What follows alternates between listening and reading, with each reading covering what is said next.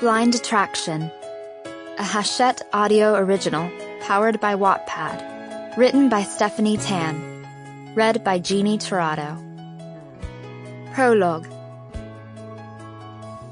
I can't describe what kind of fear crept up my spine when I opened my eyes and all I could see was darkness.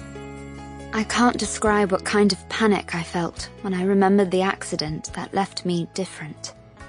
I can't describe what kind of frustration and vulnerability I felt when I couldn't force the darkness away. You read about the car accidents in the newspaper. You watch the drunk driver headlines and feel sorrow, pity, and sympathy. But you never imagine yourself going through it.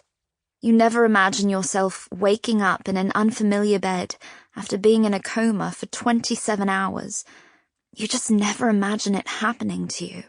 But when it does, when you realize that you've become the object of other people's sorrow, pity, and sympathy, well, you just don't know how to react. Waking up was the worst part, especially to the constant rhythm of beeping that told me I was still alive. A warm, damp hand was curled around my own, and I knew instantly it was my mother's, just by the sheer warmth and motherly softness that belonged to it. "Mum?" I croaked as my eyelids slowly opened. "She's awake. Thank you, God, thank you." I felt the tears hit my wrist as my father's name was called over and over again, and seconds later, a rush of footsteps followed. My other hand glided across unfamiliar sheets as I questioned my lack of visibility. Why is it so dark? "Marley? Marley, it's Daddy." I turned in the direction of his voice and frowned. Something was wrong.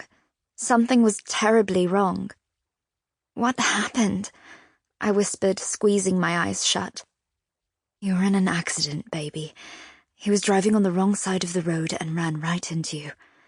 You've been in a coma for a little over a day. I'm just glad you're awake, honey. How are you feeling?" I couldn't see my father's bright blue eyes. I couldn't see the crinkles that deepened whenever he smiled. I couldn't see the birthmark that lived on the base of his neck. "Dad?" My voice was shaking. "Dad?"